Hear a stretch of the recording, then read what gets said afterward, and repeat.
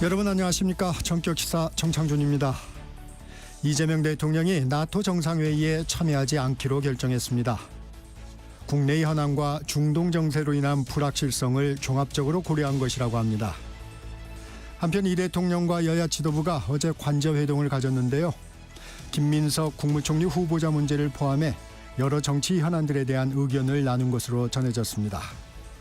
관련 내용을 포함한 정치 현안에 대해 김현정 더불어민주당 원내대변인 연결해 말씀 나눠보겠습니다. 2부엔 품격 토론 준비되어 있습니다. 홍익표 더불어민주당 전 원내대표, 김성태 국민의힘 전 원내대표와 함께합니다. 정격시사는 유튜브로도 실시간 방송되고 있습니다. 6월 23일 월요일 정격시사 출발합니다.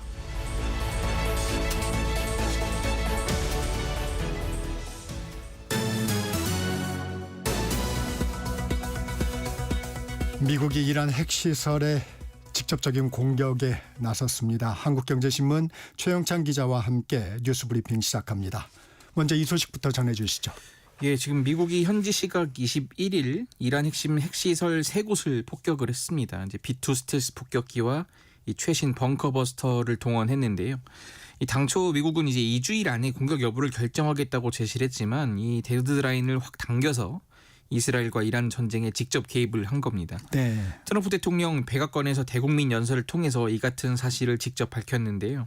이 공습 대상은 포르도와 나탄즈, 이스파한 등 이 이란 핵 전력 핵심 3곳입니다. 특히 지하 100m 가까운 깊이에 위치해 공략이 어려운 포르도 핵시설에는 이 B2 스텔스 폭격기를 동원해서 벙커버스터 6발 이상 쏟아부은 것으로 알려졌습니다. 네. 다른 2곳 시설에도 토마호크 미사일 30여 발이 날아들었고요. 트럼프 대통령은 이란의 핵 위협 제거를 위한 작전이 성공했다고 선언을 했습니다. 이란을 향해서는 보복할 경우 더 강력한 공격이 가해질 것이라고 경고했습니다. 이 미군이 집중적으로 타격한 포르도 핵시설 어떤 곳인가요? 예, 이번 이제 메인 타깃인 포르도 지역은 이 수도 테헤란에서 약 남서쪽 150km 떨어져 있는 산악지대입니다. 2009년 산 아래에 깊숙한 지하 벙커에 핵시설이 건설 중이라는 것이 공개됐고 네. 지하에 60% 이상 고농축 우라늄이 있다고 알려졌지만 이란은 이 국제원자력기구인 IAEA 시찰을 거부하고 있었습니다. IAEA는 2023년 이곳에 그 무기급에 가까운 고농축 이 우라늄 입자를 발견했었고요. 미국 과학국제안보연구소는 포르도 핵시설이 가동되면 3주 만에 핵무기 9기를 만들 수 있는 핵물질을 생산한다고 분석하기도 했습니다. 네, 이란도 곧바로 반격에 나섰죠? 네, 일단은 그 이란이 갖고 있을 수 있는 그 무기가 이 호르무즈 해협 이 봉쇄 조치인데요. 네. 이란 의회가 일단 의결을 했습니다. 하지만 이제 최종 결정은 이란 최고 안보 회의에서 내려지게 되는데 이게 이제 봉쇄가 되면은 여기가 이제 원유 수송 핵심 통로거든요. 굉장히 국제유가에 요동칠 수 있어서 지금 우리나라를 비롯해서 중국 등 굉장히 영향을 받을 수 있습니다. 또 이란은 이제 물리적 공격도 반격했는데요. 돌이킬 수 없는 결과를 초래할 것이라는 경고와 함께 곧바로 대규모 미사일 공격으로 반격을 했습니다. 네. 미국의 이란 핵시설 공습 4시간 뒤 이스라엘 주요 도시에 이란이 미사일 20발 일제히 발사했고요. 이란은 최신 중거리 탄도미사일인 호람샤르4 미사일 등을 발사했습니다. 이 미사일 때문에 이스라엘 전역에 그 여러 곳에서 이제 공습 경보가 울리기도 했고 네. 또 방공호 대피 명령이 내려졌다고 이스라엘 군이 확인했습니다. 한편으로는 이제 또 이렇게 반박을 합니다. 미국의 공격이 별 타격이 없었다 이런 식으로 맞서고 있는데요. 네. 이란은 공습 이후 연기가 치솟는 포르도 핵시설 영상도 공개를 했습니다. 주요 핵시설 그 3곳에 대한 공격은 인정했지만 핵시설 주변에서 방사능 오염 흔적은 발견되지 않았다고 강조했습니다. 이란 방송은 핵시설 완전 파괴라는 트럼프 발표와 달리 피해가 미미했다 이렇게 주장을 하고 있습니다. 이 국제사회 반응은 어떤가요? 예, 국제사회는 군사적 갈등 확산에 대한 지금 우려를 나타냈습니다. 네. 유엔은 이란에 대한 미국의 무력 사용을 비판을 했고요. 안토니오 구테우스 유엔 사무총장은 이란에 대한 미국의 무력 사용에 심각한 우려를 표한다면서 이란 이미 이 벼랑 끝에 내몰린 지역에서의 위험한 확전이고 국제 평화 안보에 대한 직접적인 위협이라고 지적했습니다. 미국의 적대적인 러시아와 중국 당연히 이제 규탄 성명을 발표했고요. 반면 서방 주요국들 사이에선 미국의 대이란 압박에 힘을 싣는 목소리가 나왔습니다. 네. 영국 키어 스타머 총리는 이 이란의 핵무기 개발은 결코 용납할 수 없고 미국은 이러한 위협에 그런 완화하기 위한 조치를 취했다고 말했습니다. 호주 정부 대변인 역시 지금은 평화의 시간이라는 이 도널드 트럼프 미국 대통령 발언에 주목하고 있다고 밝혔습니다. 중동 정세 악화로 이재명 대통령 나토 정상회의 불참을 결정했습니다. 네, 현지 시각 이제 24일, 25일 예정돼 있었는데 이 당초 좀 참석할 것으로 알려져 왔지만은 네. 결국 이제 선회를 했습니다. 강유정 대통령실 대변인 서면 브리핑 통해서 정부는 대통령 취임 직후 산적한 국정 현안에도 불구하고 그간 대통령의 이번 나토 정상회의 참석을 적극 검토해 왔다면서 그러나 이 여러 가지 국내 현안과 중동 정세로 인한 불확실성 등을 종합해서 고려했을 때 이번에는 대통령이 직접 참석하지 않기로 했다고 밝혔습니다. 대통령실은 여타 정부 인사의 대참 문제는 나토 측과 협의할 예정이라고 덧붙였습니다. 어제 대통령실이 꽤 긴박하게 돌아갔다고요? 예, 대통령실에서는 이 점심 무렵 안보실장 주재 안보 경제 상황 점검 회의를 개최했고 오후에는 대통령 비서실과 국가안보실 주요 참모들이 모여서 긴급 비공개 회의를 열었습니다. 이 비공개 회의에선 나토 정상회의 참석에 대한 이 최종 논의가 진행됐다고 하는데요. 이 회의에서는 이 전 세계적인 안보 불안 상황을 맞이하게 돼 유가를 비롯한 국내 경제 상황의 불확실성이 커지게 됐다면서 이 새 정부 들어 전반적인 경제 상황이 안정 기조로 가고 있었는데 자칫하면 그런 기류가 한꺼번에 무너질 수 있다 이런 우려가 제기됐습니다. 네. 이 참모들의 건의에 대통령이 결국 수용을 했고 일단은 불안정한 이 국제 정세에 대응하려면 이 국내 정치 이런 장관 인선 등을 서두르자는데 의견이 모인 것으로 알려졌습니다. 정부는 중동 정세의 불확실성이 커졌다는 판단 아래 금융, 에너지, 수출입, 해운, 물류 같은 이 부문별 동향도 점검하기로 했고요. 지금 아까 말씀드린 것처럼 이 호르무즈 해협 봉쇄할 가능성 대비해서 24시간 이 모니터링 체제도 가동하기로 했습니다. 이재명 대통령 여야 지도부를 만난 소식도 전해주시죠. 예, 이 대통령 취임 18일 만에 국민의힘 김용태 비상대책위원장 그리고 민주당과 국민의힘의 신임 원내대표들을 한남동 대통령 관저로 초청해서 이 오찬을 겸한 회동을 어제 했습니다. 네. 국회에서는 지금 이 김민석 국무총리 후보자 인사청문회와 이 법제사법위원장 선임 문제 그리고 추경이 이제 걸려 있는데요. 송원석 국민의힘 원내대표 이 김민석 총리 후보자에 대해서 국회를 우습게 아는 분이라고 칭하면서 지명 재고를 요구했습니다.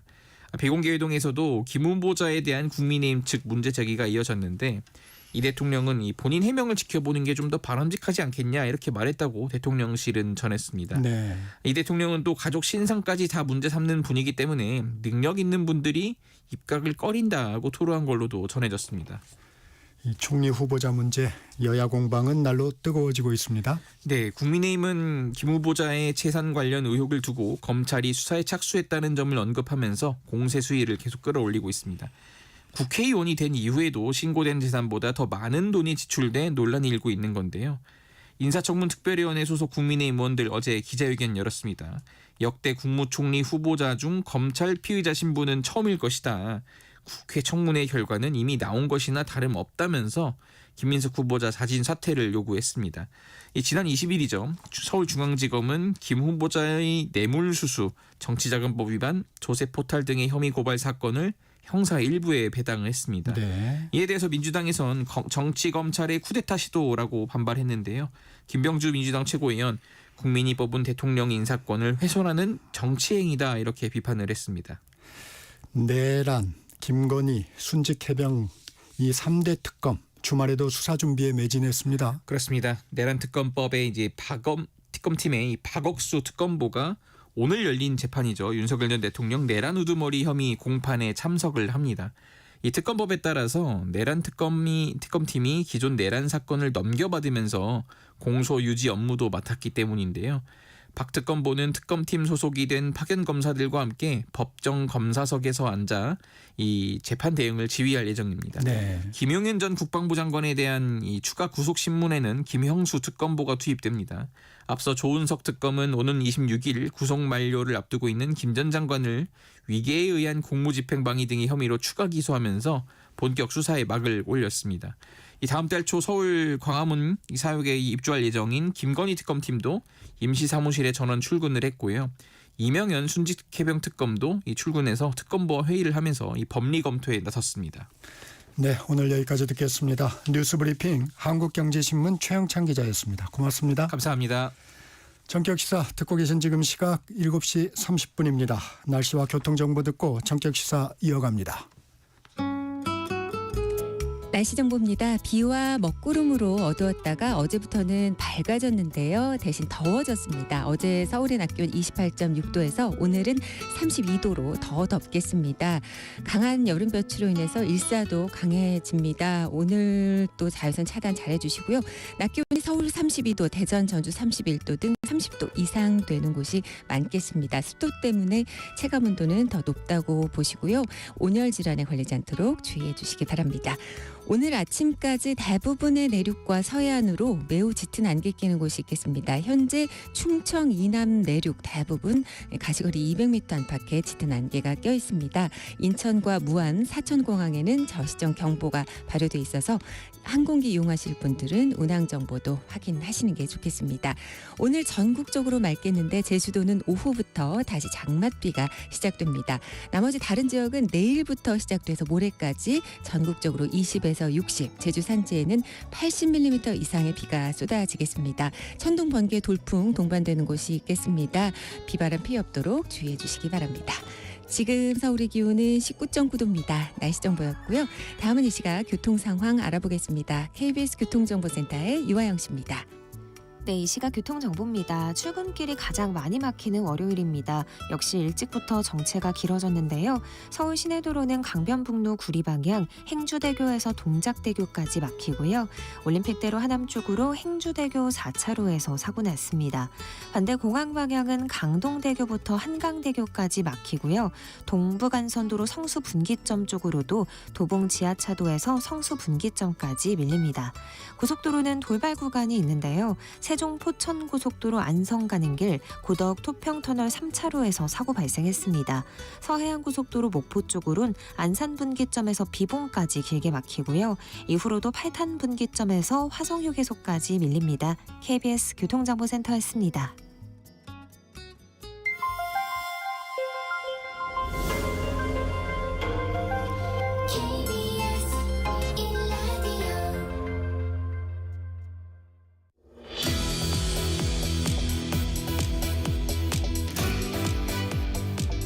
전격 인터뷰 김현정 더불어민주당 원내대변인 전화 연결해 정치 현안 살펴보겠습니다. 김 대변인 나와 계시죠? 네, 평택시병구청 김현정입니다. 의원께서 원내대변인을 맡으셨습니다. 먼저 소감 한 말씀부터 듣고 가겠습니다. 네, 이번에 첫 여당 원내대변인을 맡아서요. 무거운 좀 책임감을 느끼고 있습니다. 대변인은 말하는 자리이기도 하지만 또 듣는 자리이기도 하지 않습니까? 네. 그래서 당의 입장을 잘 전달하고 또 민심도 잘 살펴서 당의 정책과 기조에 반영될 수 있도록 최선을 다하겠다는 말씀드립니다. 네. 어제 이재명 대통령과 여야 지도부 회동이 있었습니다. 분위기 어떻게 보셨어요? 일단은 협치의 진정성을 좀 보여줬다라고 평가하고요. 사실 지난 윤석열 정부 3년 동안에는 야당과의 대화가 좀 단절되고 또 오히려 야당을 적대시해서 비상계엄으로 이어지는 그런 아픈 과거가 있었는데 네. 저는 이제 어제 회동 같은 경우는 대통령과 여야 대표가 협치의 필요성에 공감하고 자주 소통하기로 뜻을 모았다는 그것만으로도 의미 있는 출발이라고 생각을 하고요. 그리고 이제 주목할 부분은 네. 이제 양측 이제 이재명 대통령께서 대선 때 공통 공약에 대해서는 같이 좀 실천하자 네. 이렇게 말씀을 하셨고 또 여야 지도부가 검토해 보겠다고 이렇게 한 부분하고 또 국익이 걸린 외교랑 안보에 있어서는 협치의 필요성에 서로 공감을 했다라는 점에서 구체적인 합의의 내용은 없었지만 상당히 그 큰 의미가 있는 회동이었다라고 생각하고요. 또 마찬가지로 이제 앞으로 있을 민생 추경 등에 있어서 그 속도를 낼 계기가 되지 않을까 기대합니다. 이 격이 없는 대화가 이루어졌지만 현안에 대해서는 이견이 여전했습니다. 네네. 현안을 좀 살펴보겠습니다. 야당 지도부는 김민석 국무총리 후보자에 대해서 재검토를 요청을 했는데 대통령은 청문회에서 본인의 해명을 지켜보자는 입장을 밝혔습니다. 대통령의 입장을 어떻게 들으셨습니까? 일단은 이제 저희가 인수위 없이 출범한 정부의 첫 이제 총리 아닙니까? 네. 그렇기 때문에 총리가 이제 임명이 되어야지 내각이 구성이 되고 이제 일상을 회복하는 본격적인 행보들을 할 수 있는데 계속해서 이거를 그 여론 재판하고 정쟁을 시키는 것에 대해서는 아쉽다라는 말씀을 드리고 사실은 후보자의 검증은 청문회라는 절차를 통해서 하게 되어 있지 않습니까? 네. 그래서 지금 이제 대통령께서는 그러한 24일, 25일 인사청문회가 있고 또 본인도 소명이 가능하다라고 이제 얘기하고 있는 만큼 그런 그 청문회 절차를 통해서 검증해라라는 일반적인 말씀을 하신 것 같습니다. 원론적인 말씀이라고 판단을 하시는 건가요? 아니면 야당이 제기하는 의혹 정도는 충분히 소명될 수 있다는 판단일까요? 일단은 본인이 의혹이 소명이 가능하다라고 대통령께 말씀하셨다라고 하고 있으니까 네. 그리고 이제 지금 사실 국민의힘 쪽에서 제기하고 있는 의혹에 대해서는 구체적인 내용은 없습니다. 그래서 의혹만 제기하고 있는 것이라서 지금까지 후보 김민석 후보께서 소명하고 있고 또 그 소명이 미진한 부분에 대해서는 24, 25일 인청을 통해서 소명하겠다고 하고 있으니까요.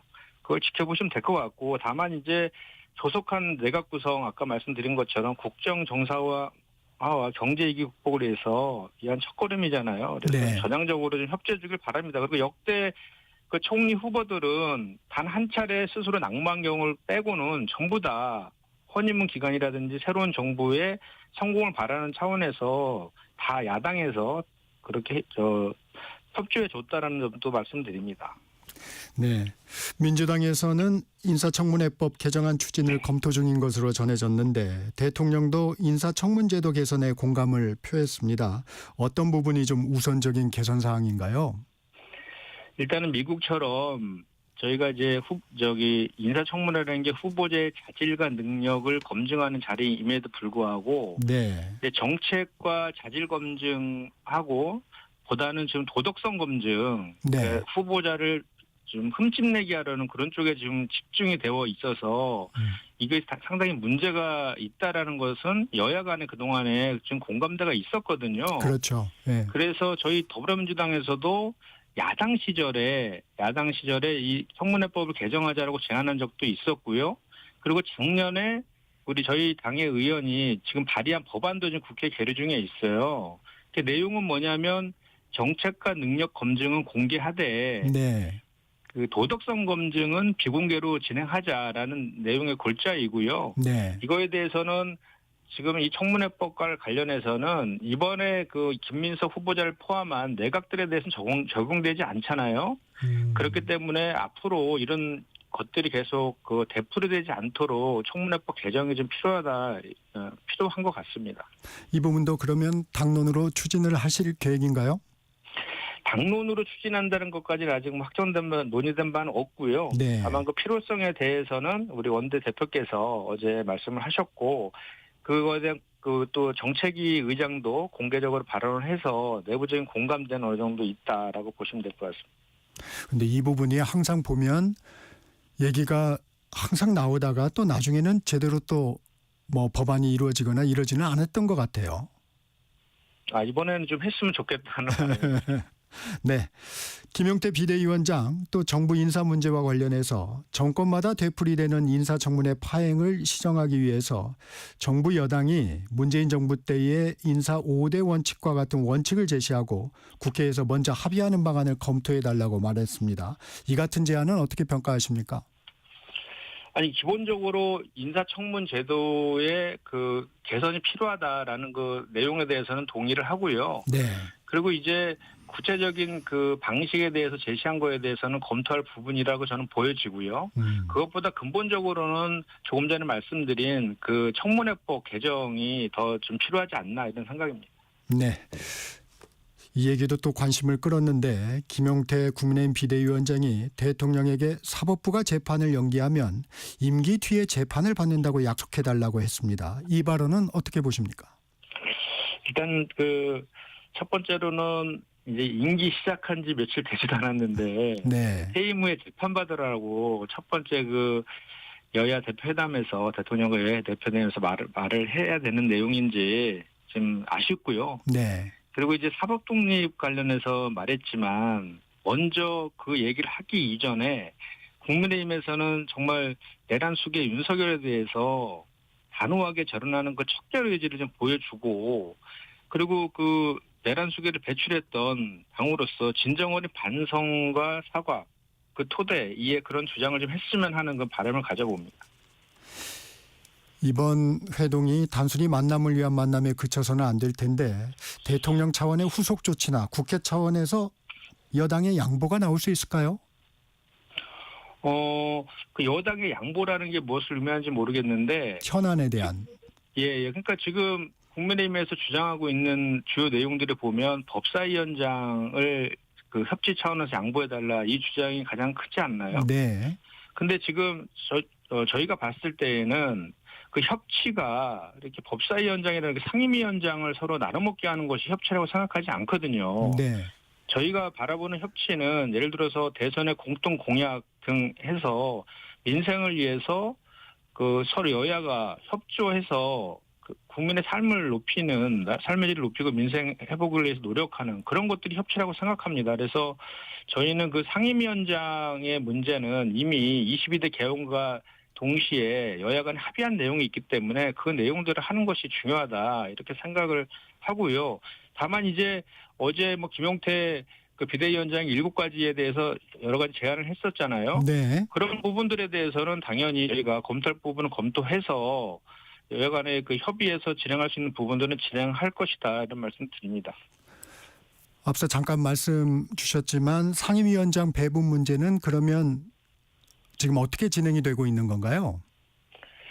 지금 그 야당에서는 이제 법사위원장을 네. 이제 협치와 간행을 이유로 해서 그 야당에게 양보해 달라라고 계속 얘기하고 있는데요. 있는 상황이고요. 네. 네네. 근데 이미 뭐 아까 말씀드렸지만 22대 원구성 협상은 이미 끝난 그런 상태이고, 그리고 이제 법사위원장 같은 경우에는 지난 윤석열 정부 때 저희 더불어민주당이 추진했던 많은 그 민생 입법과 개혁 입법 등이 그 거부권을 통해서 이제 무산된 바 있지 않습니까? 네. 그런데 또 이 법사위원장까지 또 야당이 가져가게 되면 또 법사위에서 많은 또 발목 잡기가 있을 것이라는 우려를 저희는 현실적으로 하고 있습니다. 그리고 실제로 그런 모습들을 국민의힘에서 그동안 보여준 것도 사실이고요.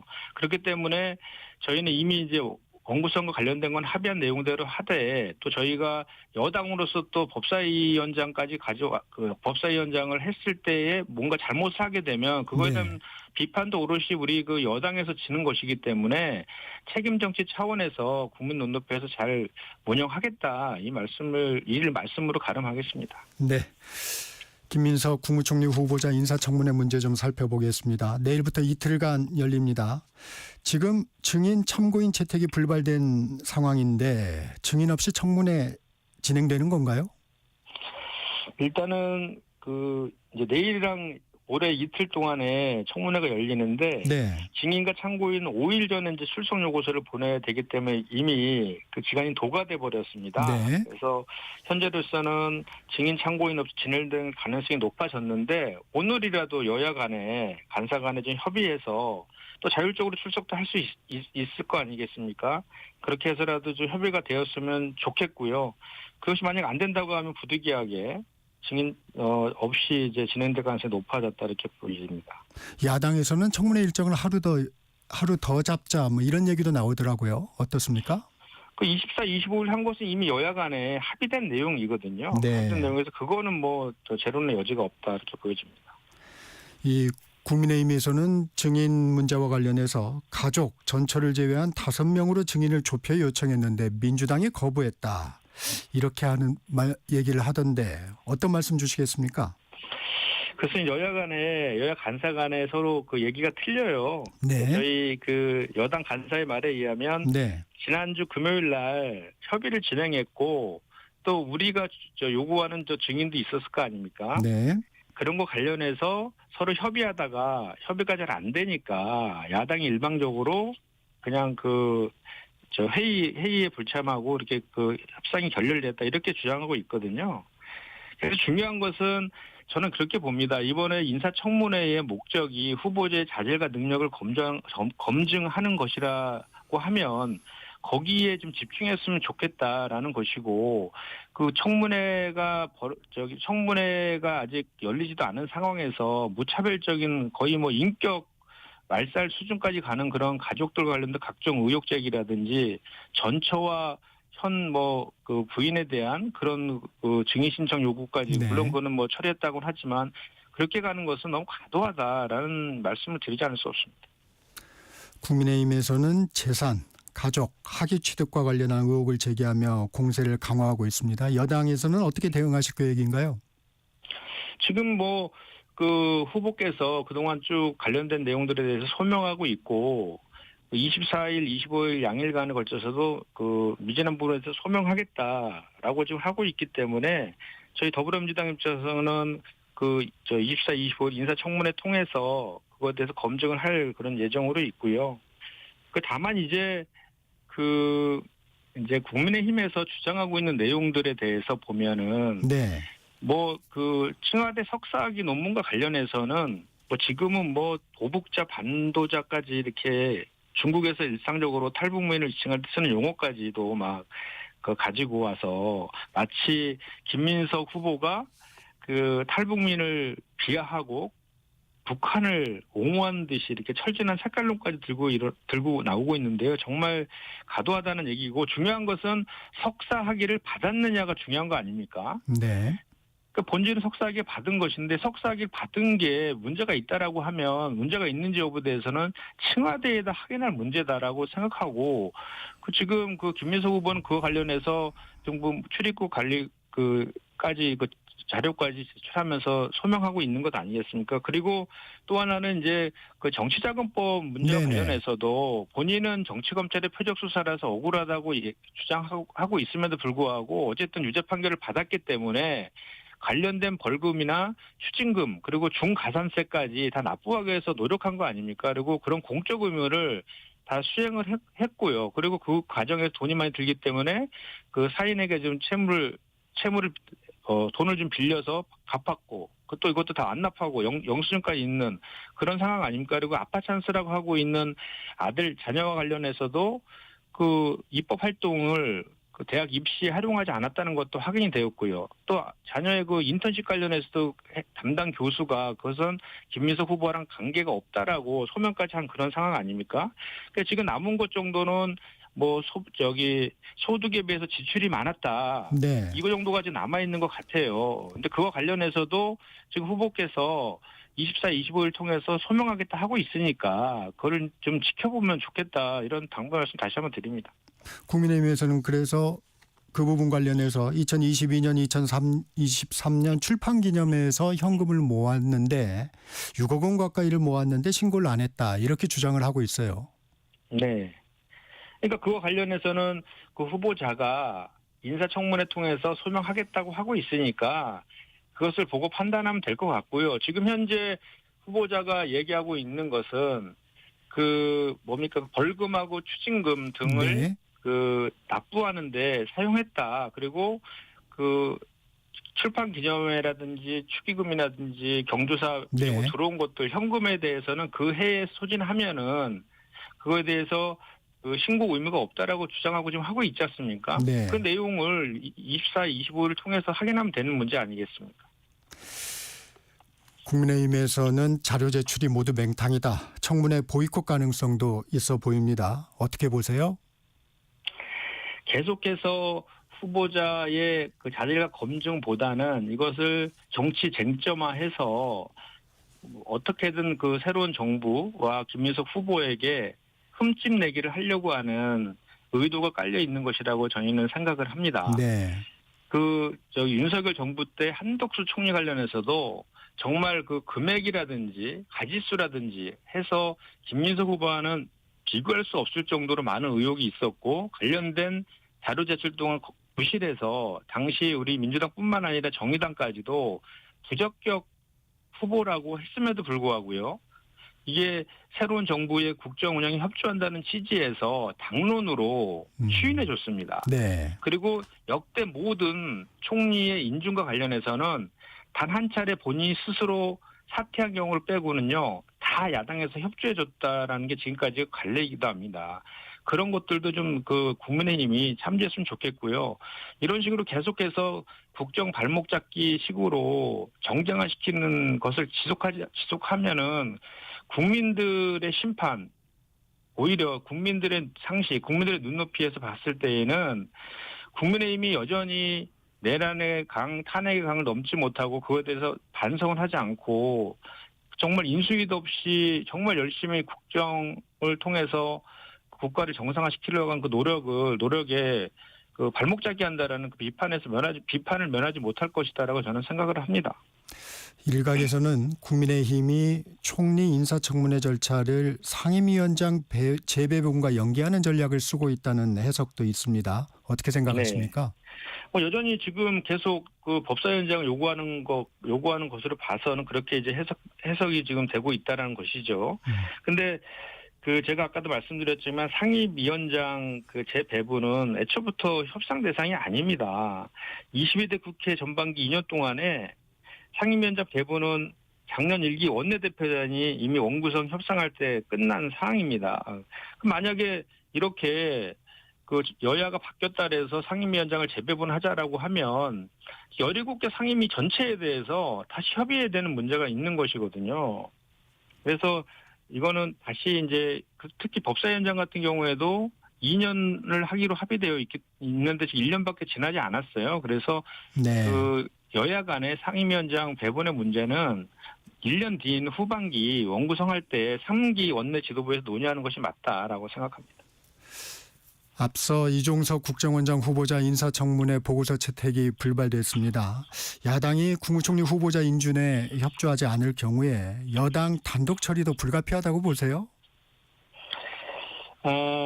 지금 일단 그 6월 30일까지 청문 보고서를 채택하게 되어 있어요. 네. 그래서 그때까지 채택되지 않으면 3일 후에 본회의에서 통과할 수 있는 그런 길이 있거든요.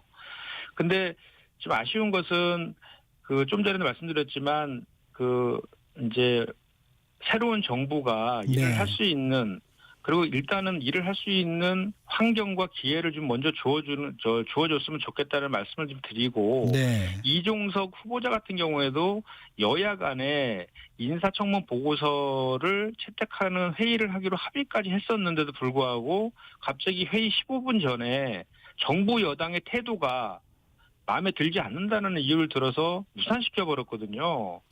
이것은 정말 그 뭐랄까요, 이제 그 인사청문회의 본연의 그런 역할이나 기능보다는 정말 정쟁화시켜서 뭔가 이렇게 국정을 발목 잡게 하려는 그런 의도로 자꾸 읽혀지지 않아서 대단히 아쉽습니다. 그래서 저희 당 입장에서는 최선을 다해서 네. 인사청문회에 임할 것이고 또 그 후보자의 소명 등을 통해서 인사청문 보고서 채택하도록 노력하겠지만 그럼에도 불구하고 계속해서 비협조적으로 나온다라고 하면 모든 가능성은 열어둘 수밖에 없다 이 말씀 드립니다.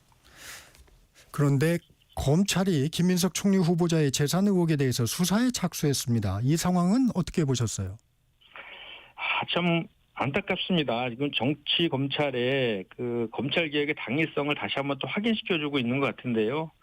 일단은 청문회도 하기도 전에 후보자의 해명도 듣지 않고 주진우 의원이 바람을 잡고 또 같은 당의 국민의힘의 시의원이 고발부터 한 거 그거에 대해서 정말 그 뭐랄까요 규탄하지 않을 수 없고요. 네. 또 검찰도 바로 즉각 호응해서 빛의 속도로 사건을 배당하고 그것도 모자라서 언론에 흘려서 여론몰이까지 하고 있는 이건 정말 잘못된 구태다라고 저는 지적하지 않을 수 없고요. 이것은 결국은 국민이 뽑은 대통령의 인사권을 훼손하는 정치행위다라고 저희 당에서는 규정하지 않을 수 없습니다. 2019년도에 그 조국 장관 인사청문회 때도 그 아내를 기소했을 때 그때와 좀 판박인 것 같고요. 아무튼 저희 당 입장에서는 총리 후보자의 인사청문회를 방해하는 이런 정치행위에 대해서는 자시할 수 없다. 검찰 개혁을 추동하지 않을 수가 없다라는 말씀을 드립니다. 시간이 좀 아쉽지만 마지막으로 질문드리겠습니다. 여당에선 추경안 처리가 우선 현안입니다. 어떻게 추진하실 계획인가요? 일단 저희가 16일 날 송원석 원내대표가 취임한 이후로 하루도 빠지지 않고 찾아가서 만나서 지금 추경 처리에 대해서 협조 요청을 하고 있습니다. 네. 그럼에도 불구하고 오늘도 이제 만나기로 했는데요. 지금까지는 계속 뭐 법사위원장이라든지 이런 거를 주장하면서 협상이 잘 안 되고 있는 게 지금 상황인데, 그럼에도 불구하고 최선을 다하겠다라는 말씀드리고, 그럼에도 불구하고 협상이 되지 않으면 이제 오늘 그 정부의 추경안이 국회로 송부되지 않습니까? 네. 그리고 6월에 임시회의가 7월 4일까지이기 때문에 그때까지 추경안을 처리해야 됩니다. 네. 마무리해 그리고 주시고요. 추경안 처리를 위해서는 예결위원장을 선출해야 되기 때문에, 그리고 대통령의 시정연설도 해야 되기 때문에 그 절차를 하나하나 이번 주부터 밟아 나갈 수밖에 없다, 이 말씀 드립니다. 네. 지금까지 김현정 더불어민주당 원내 대변인이었습니다. 고맙습니다. 네, 고맙습니다.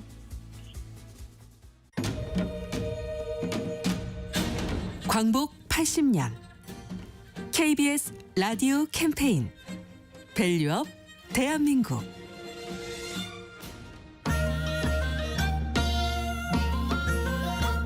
안녕하세요. 현대인형곡회 대표 조용석입니다.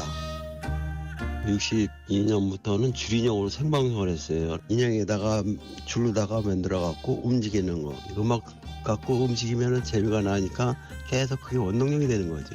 또 하고 또 하고 현재까지 하고 있습니다. 88년도 호돌이를 우리가 제작을 했고요. 이제 아시아 게임 팬더, 스페인 바르셀로나의 코비 인형, 그리고 우리나라 최초의 그 야구단 캐릭터를 우리가 다 제작을 했어요. 74년 부리부리 박사는 굉장히 인기가 좋아갖고 시골에서도 이제 가끔 만나는 사람들이 너무 재밌게 봤었다 하는 그런 소리를 많이 듣고 있습니다. 마음이 찡하지요 뭐. 그 당시 인형들 이렇게 보면 마음이 찡하고 감회가 좀 새롭죠. 해외는 교포들하고도 커튼콜 끝나고 이제 로베 가서 인사를 하면은 제 손을 꼭 잡고 너무 재밌게 봤다. 아니면 울컥울컥하고 어떤 분은 눈물도 흘리는 사람도 있고, 맨 끝말에 어떤 학생이 손을 잡고 울더라고요. 이 학생이 감동받아갖고 같이 울었어요. 너무 기쁜 나머지. 현재도 이제 우리나라에서 공연하는 팀들이 많은데 그 노하우를 좀 전수해주고 싶은 생각도 많아요. 저는 기부할 수 있는 것도 기부하고, 마지막으로 그 노하우를 기부하는 쪽으로 생각을 많이 하고 있습니다. 광복 80년 우리가 가야 할 길을 묻습니다.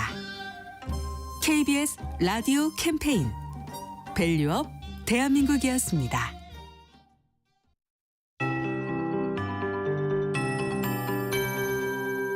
KBS 58분 날씨. 오늘 오후부터 제주도에는 장맛비가 다시 시작되겠습니다. 그 밖에 전국은 오늘 맑은 날씨에 일사가 강하겠습니다. 30도 안팎까지 기온이 올라 어제보다 더 덥겠습니다. 오늘 낮 기온 서울 32도, 강릉 29도, 대전, 전주 31도 등 전국적으로 27도에서 33도의 분포를 보이겠습니다. 이 강원도의 경우는 오늘 늦은 오후부터 밤 사이에 5에서 10mm의 소나기가 내릴 가능성이 있습니다. 그리고 제주도를 제외한 전국은 내일부터 모레 사이에 장맛비가 내리겠고, 서울은 내일 밤부터 시작되겠습니다. 이틀간 20에서 60mm, 제주 산지에는 80mm 이상의 비가 쏟아질 걸로 보여지고요. 역시 천둥, 번개, 돌풍이 동반되는 곳 있겠습니다. 피해 없도록 주의하셔야겠습니다.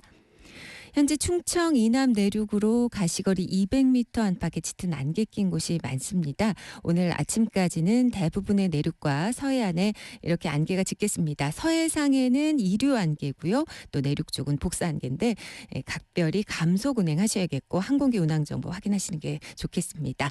내일은 서울의 아침 기온 23도, 낮 최고 기온은 30도 정도가 되겠습니다. 온열 질환 주의하셔야겠습니다.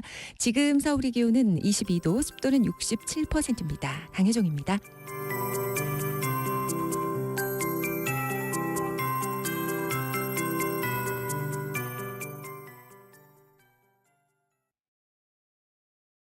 정성을 다하는 국민의 방송 KBS가 8시를 알려드립니다. AM 711kHz, FM 97.3MHz, KBS 1라디오입니다. HLKA.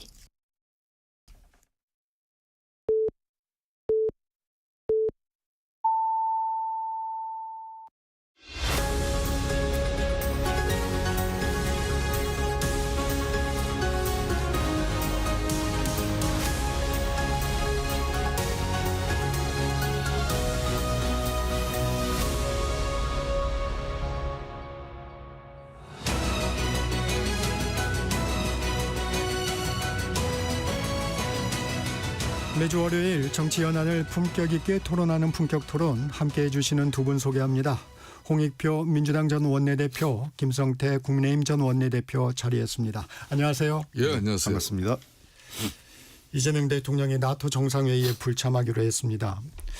야당에서는 외교적 실책이다, 뭐 동맹 신뢰를 약화시킨다 이런 비판도 좀 나옵니다. 어떻게 보십니까, 홍표 대표님? 글쎄요, 뭐 제가 지난번에도 제가 뭐 여러 방송에서 나토 가는 것은 좀 고려해봐야 될 문제가 있다 했습니다. 그게 뭐 단순히 일부 그 야당이나 또는 일부 언론에서 제기하는 것처럼 뭐 러시아 눈치 보기 이런 게 아니라 네. 러시아 그때만 해도 이제 중동 전쟁 전이었기 때문에 러시아 우크라이나 전쟁에 대해서 아시는 바와 같이 미국하고 EU 간에 지금 이견이 있거든요.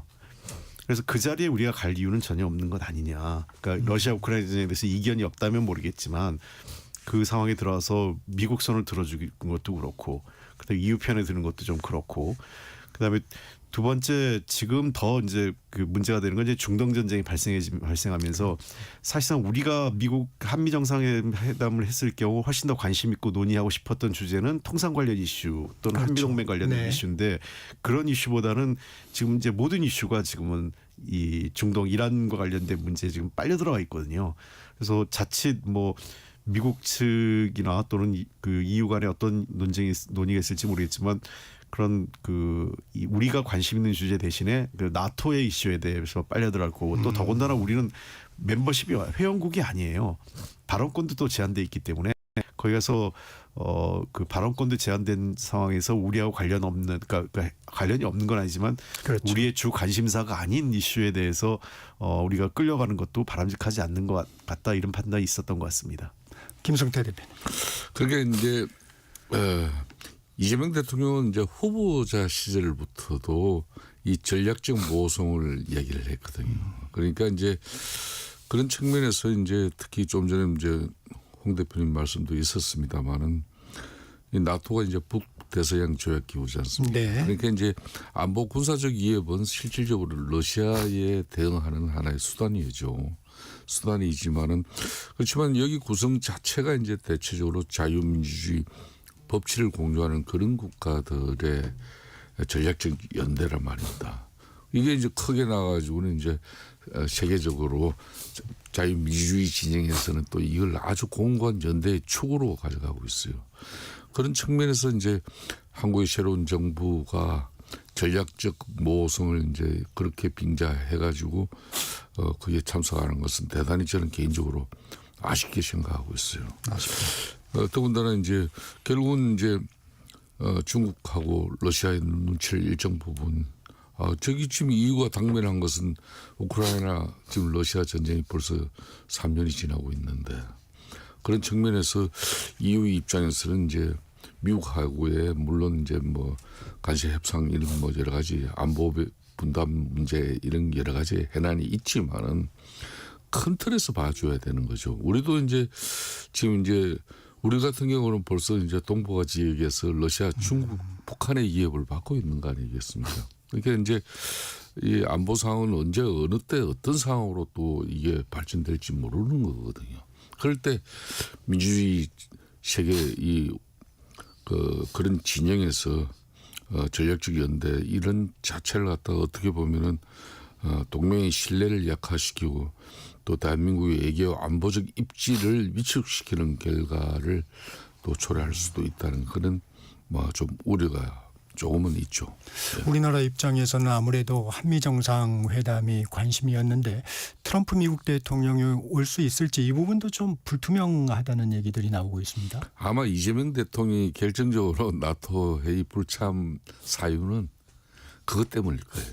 저도 제가 알기로는 지난주까지는 뭐 네. 용산에서도 대통령실에서도 상당히 긍정적으로 그걸 검토하고 있었어요.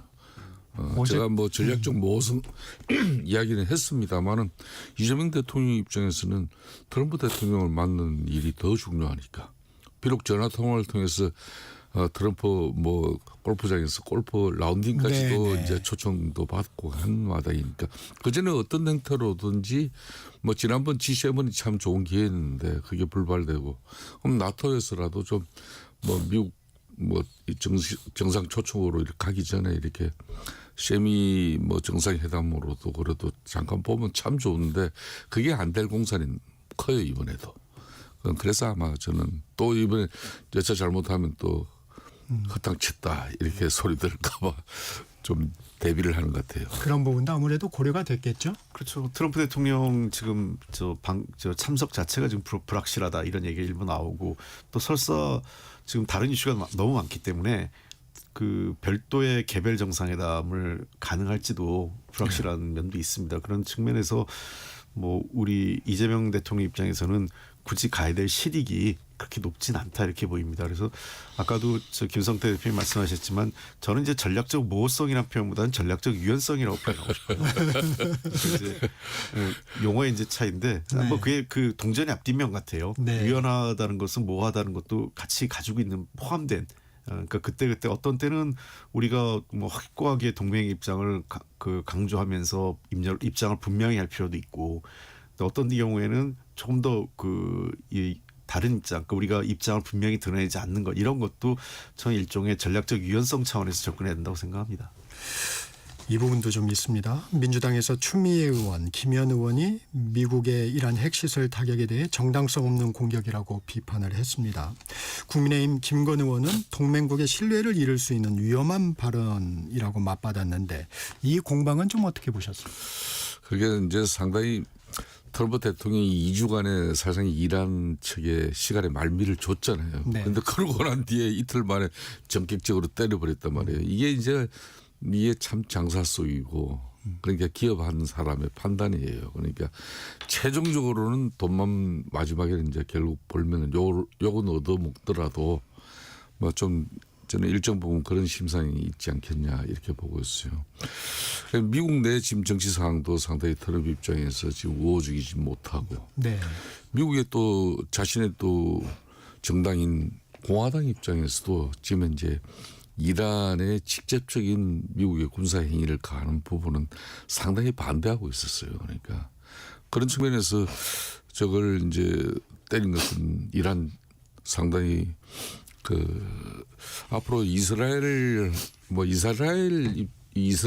중동 전역에서의 그 참 중요성을 미국 입장에서 이루 말할 수 없죠. 어떻게 보면 미국의 입장을 대리전으로 사전에 이렇게 웬만큼 막 때려주고 그런 측면이기 때문에 저는 이스라엘도 이번에 이제 선제적으로 이란의 핵을 제거하는 그런 측면에서의 단호함을 가지고 저렇게 어떻게 보면 상당히 참 어려운 자국의 피해도 엄청난데도 불구하고 이스라엘이 저걸 시작을 했는데 미국을 뒷짐지고 있기가 불편한 거예요.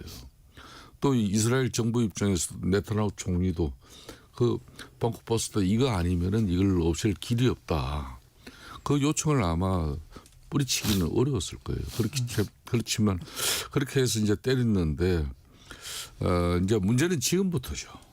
근데 이제 우리 여야 의원들이 이런 외교 문제에 대해서 공방을 하는 부분은 좀 이 부분은 좀 전에 이제 홍익표 대표님 말씀했듯이 뭐 상당히 이거는 중국하고 러시아도 지금 이제 입장을 그렇게 안 내고 있어요 아직까지는. 네. 그런 측면이니까 이게 이제 특히 민주당 그러니까 집권당 의원들이 또 좀 영향력이 있는 그런 네. 상당히 선서가 높아 있는 그런 중진 의원들이 입장을 낸다는 것은 여차 잘못하면 미국에 또 구실을 줄 수 있어요. 그렇기 때문에 이 부분은 좀 더 지켜보고 난 이후에 이란하고 또 미국이 어떻게 또 양상이 벌어질지 그 이후에 우리 정부의 입장을 가져도 되는데 우리 정부의 입장보다도 먼저 집권당 의원들이 나서는 것은 그건 상당히 외교적인 측면에서 바람직하지 않아요. 이 민감한 문제인데. 예, 그러니까 이제 이렇게 분리해봐야 할 것 같아요. 뭐 개별 의원들의 발언이 당론은 아니죠. 또 여당 의원들의 입장이 또 정부의 입장은 아니라고 하는데 다만 이 문제는 일정하게 타당한 면은 있어요. 왜냐하면 그 유엔 헌장 51조에 그 그렇죠. 자위권 조항이 있거든요.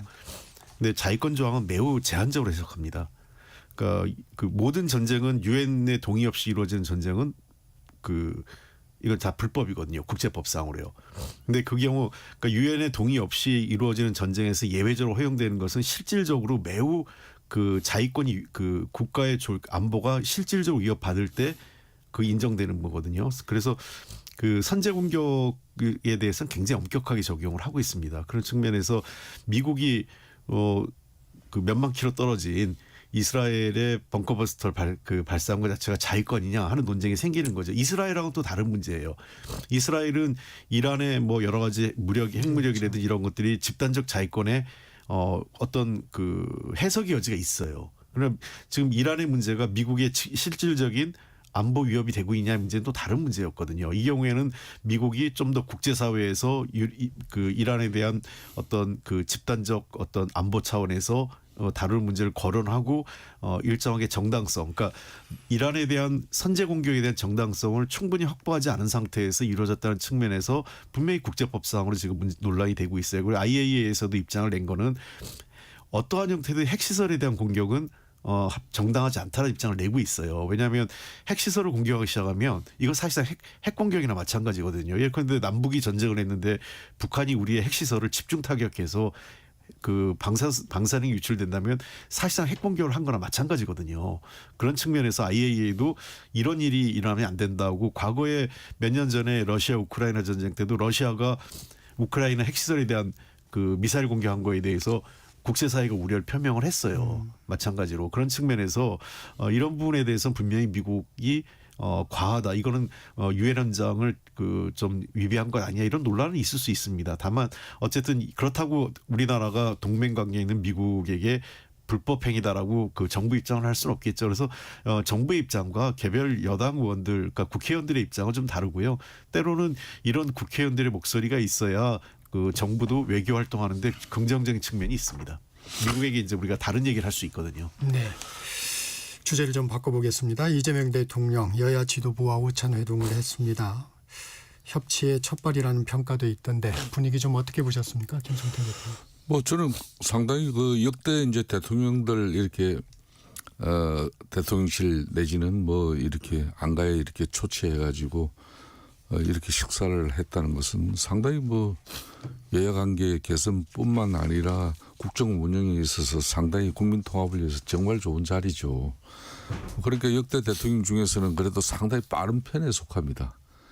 전임 윤석열 전 대통령 같은 경우는 790일 만에 그러니까 2년을 넘게 지나가지고 작년 4월 총선 뭐 참패 이후에 이제 만난 거죠, 그죠? 네. 그렇기 때문에 대단히 저는 그때도 저는 뭐 언론 방송을 통해서 이 여소야대 정국에서 제일 중요한 것은 협치인데 그런 측면에서 정치를 위해서 대통령이 간저에 안가 내지는 이런 오찬 내지는 만찬을 통해 가지고 상당히 그 정치를 복원시키는 게 중요하다 이런 얘기를 제가 많이 듣는데 저는 그런 측면에서 이재명 대통령은 지금 여대의 야소 정국인데 어찌 보면 상당히 정치를 좀 소홀히 할 수도 있어요. 자신의 이제 집권당인 민주당이 거대 정당이기 때문에 뭐 지금 현재 국민의힘 이런 예소한 야당의 목소리를 좀 소홀히 할 수도 있거든요. 어떻게 됐든 간에 내용은 그 뭐 식사 결과 내용은 뭐 실익이 없다 뭐 이렇게 비춰질지도 모르지만은 어찌 협치를 위한 그런 발판을 그래도 이재명 대통령이 집권 초반기부터 이렇게 털 잡아고 나간다는 것은 상당히 저는 긍정적으로 봅니다. 그렇기 때문에 앞으로도 그런 뭐 이런 식사 정치는 정치의 기본이에요. 식사 많이 해가지고 국민들 편안하고 또 대한민국 또 미래를 위해서 또 편안하게 이야기할 수 있는 그런 여야 관계 되면 그보다 더 좋은 게 없죠.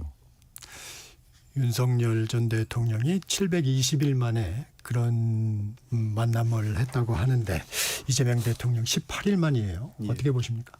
뭐 앞서 김성태 대표님 잘 말씀하셨는데요. 저는 그 이러한 만남이 좀 자주 있었고 그다음에 더 이상 만남 자체가 이슈 그 어떤 뉴스거리가 안 됐으면 좋겠어요. 네. 지금은 대통령이 야당 대표를 만났다, 뭐 야당 의원들을 만났다 이런 걸로 지금 자꾸 뉴스거리가 되는데 이제 만남 자체는 뭐 중요하지 않고 거기서 어떤 것이 논의되고 어떤 결과가 있었느냐. 그렇죠. 그리고 앞으로도 이런 거죠. 그 특히나 이제 앞으로 외교 현안 같은 경우 굉장히 그 어떤 고도의 안보상 기밀 유지도 필요하고 이런 게 있거든요. 우리가 이제 미국의 무슨 그 미국 드라마 같은 거 보면 설명들 해요. 그러니까 야당 국회의원들, 그러니까 여야 국회의원들을 다 불러서 외교안보 사안에 대해서도 설명하고 다만 기밀 유지를 요구하죠.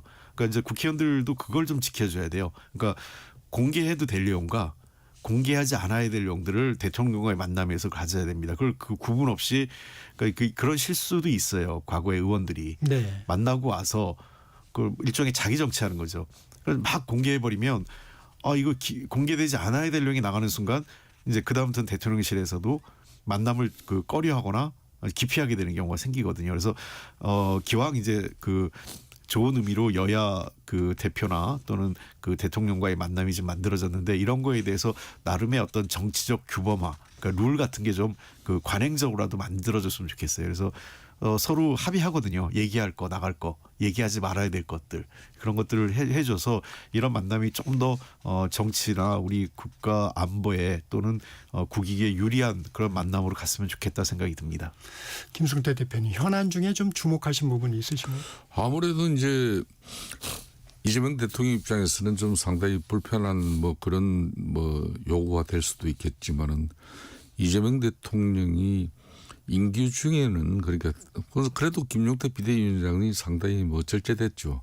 임기 중에는 사법 리스크를 피해가지만은 임기가 끝나고 대통령 즉 임기가 끝나고 나면은 자신이 받고 있는 그 재판을 그대로 앞으로 계속 진행해가지고 그러니까 사법적인 그 판단을 정상적으로 이제 받아라.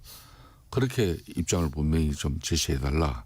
그런 요구를 한 부분이 좀 아픈 부분이고 그래서 이제 특히 이 사법부 독립을 강조한 부분 이게 저는 상당히 좀 7가지 제언 중에서 좀 보였어요. 그래서 네. 이제 그런 가운데도 아프게 좀 한 이야기 부분도 있지만은 앞으로 초당적인 외교 안보는 협력하겠다. 그리고 이제 인사 5대 원칙이 또 마련되어지면은 투명한 인사에는 야당도 협조하겠다. 이런 부분은 상당히 고무적인 내용이에요. 송원석 원내대표 입장에서는 지금 원내 사령탑으로서도 사실상 대통령에게 요구할 문제는 아니지만은 지금 이제 국회 법사위 위원장 문제를 네. 갖다가 이제 본인이 민주당 대표 시절에 그렇게 세팅된 그런 지금 이제 국회 원구성 룰에 따라서 그러니까 법사위원장은 야당이 가져갈 수 있도록 좀 대통령께서도 배려를 해달라. 송원석 원내대표 요구인데 역시 저는 그 부분이 이재명 대통령이 어떤 입장으로도 답변할까. 물론 그거는 예약안에 앞으로 국회에서 논의해서 결정할 사안입니다. 이거는 교과서적인 답변인데 그 외에 좀 인센티브나 보너스가 좀 실린 그런 입장이 있는가 싶은데 그런 입장은 전혀 없었어요. 홍표 대표님 지금 김성태 대표님이 말씀하신 2가지 사안 그건 네. 좀 어떻게 보셨어요? 글쎄요. 그러니까 저는 김용태 비대위원장이 한 얘기는 야당으로서도 할 수 있다고 보는데 그럼에도 불구하고 대통령의 사법적인 문제와 관련해서는 너무 직접적이고 개인적으로 보기에는 좀 표현 방식은 좀 잘못됐다고 생각합니다. 그러니까 어차피 지금 법상 당연히 대통령과 관련된 재판은 자연적으로 그렇게 되는 거 아닌가요? 그렇게 되고요. 특별하게 제도적 변경이 없는 한 네. 또 어떤 중간에 어떤 사법적 어떤 특단의 조치가 없는 한 임기가 끝나면 재판을 받을 수밖에 없는 상황이에요. 근데 그거를 갖다가 그걸 받는 거를 명시적으로 얘기하라, 하라 이렇게 면전에다 대고 얘기하는 것은 적절치 않았어요. 그러니까 기왕의 만남이었으면 그런 걸 좀 우회할 수는 있겠죠. 그런데 큰 틀에서 사법개혁에 대해서 좀 더 신중하고 그다음에 충분한 여야 간의 수기 과정이 필요했으면 좋겠다. 이 정도면 내용들 다 알아요. 어떤 얘기인지. 그게 형사소송법이라든지 또는 공직선거법 그다음에 대법관 증언 등등 이런 문제를 다 포괄한 거 아니겠어요? 근데 그거를 공개된 자리에서 언론인들인 데서 일종의 현직 대통령을 범죄자 취급한 모양새가 되잖아요. 저는 그거는 대변인들을 논평은 어떨지 모르겠지만 기왕에 만들어진 여야 대표회담에서 대통령 면전에서 그렇게 얘기하는 건 적절치 않았다 이렇게 생각을 합니다. 또 네. 반면에 국회 상임위 문제. 국회 상임위 문제는 충분히 얘기할 수 있지만 그 문제에 대해서는 좀 더 여야 어차피 얘기해봤자 대통령 얘기 뻔한 상황이었어요. 대통령의 답변은 원론적으로 나올 수밖에 그렇습니다. 없는 사안이죠. 그렇게 또 얘기하는 순간 대통령이 당무 개입하는 거예요. 그러니까 이거를 답할 수 없는 얘기를 물어본 게 있는 거죠. 그런 것보다는 도리어 다른 방식으로 대통령한테 요구하는 게 더 좋죠. 그러니까 그 입법 과정에 있어서 정부 측이 좀 더 그 야당하고도 협의를 했으면 좋겠다든지 그 입법 과정에서 속도전보다는 수기와 공론화 과정이 필요한다든지 이렇게 해서 정책 명분을 쌓아가는 게 중요한데 너무 그 대통령 입장에서는 현실적인 법이나 또는 우리 당원 당규 민주당의 또 국민의힘도 마찬가지지 않습니까? 그런 것들을 고려할 때 답할 수 없는 결정할 수 없는 요구를 요청한 거나 마찬가지죠. 김성태 대표님, 이 김민석 총리 후보자 재검토를 요청을 했는데 대통령이 이제 청문회에서 본인의 명을 지켜보자는 입장을 밝혔습니다. 이게 이제 원론적인 얘기인가요? 아니면 청문회를 통해서 충분히 소명할 수 있는 사안으로 본다는 해석이 가능한 건가요? 저는 뭐 호자 뭐 대통령은 이제 뭐 정무수석이라든지 비서실장을 통해서 보고를 받고 이제 당정 관계라는 것은 이제 집권당 대통령하고 관계는 그거는 뭐 기본적으로 가져가는 거니까 그 당정 관계를 통해서 김민석 이제 총리 내정자에 대한 당연히 지금 이재명 대통령에서는 지금 모든 국정에서 이보다 중요한 일이 없어요. 총리가 국회에서 청문 동의가 이루어져야 그 총리를 통해서 장관 인선 네. 이제 제청이 이루어질 수 있는 거죠. 그런 측면이니까 이 뭐 내일부터 있을 김민석 이제 후보자에 대한 인사청문회 이게 얼마나 대통령으로 중요했어요. 그런데 지금까지 드러난 것은 민주당이나 대통령실 입장은 이것 같아요. 그러니까 본인이 이제 18년 동안 야인 나인 생활을 하다 보니까 경제적으로 재정적으로 상당히 어려웠다. 그런 가운데 이제 나름 뭐 몇 번에 그러니까 뭐 경사도 있었고 네. 또 출판기념회. 조사도 있었고 출판 기념을 통해서 좀 이제 현찰이 확보됐고 그걸로 가지고 이제 뭐 일정 부분 생활도 하고 또 뭐 채무 탕감에도 이루어진 것 같다 이런 정도 보호를 받았는데 저는 이제 분명한 것은 이제 국회의원이 되고 난 이후에 이 사람이 국회의원이 안 되고 있다가 뭐 그러면 또 모르는데 2020년에는 국회의원이 돼요. 21대. 그리고 지금 22대 작년에 국회의원까지 됐거든. 이 5년 동안의 재산 정식은 이제 수입이라는 것은 국회 세비, 기타 출연 뭐 강연료 해가지고 한 800만 원. 이렇게 해서 한 5천 정도밖에 안 되는 건데 실질적으로 수입 대비해서 지출하고 뭐 이런 것은 총 13억 가까이 되는데 네. 그러니까 8억이란 돈이 어디에 어떻게 나오느냐.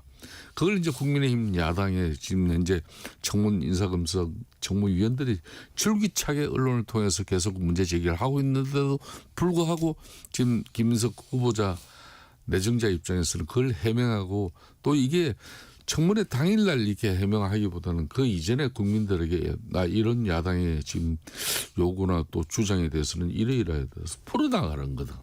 그리고 이제 청문 당일날 마지막으로 정리하는 날인데 이걸 모두 이제 청문회 때 소상히 발견했다.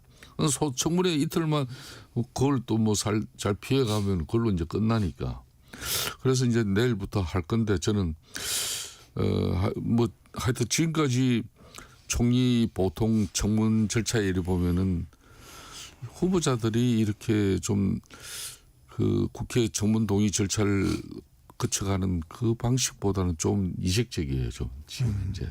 전략적이죠, 상당히. 그래서 야당에서는 자료가 맹탕이다. 뭐 이렇게까지. 그게 이제 지금 현재 역대 국회 총리 청문회 중에서 그러니까 정인 하나 없이 청문회 하는 거 처음일 거예요.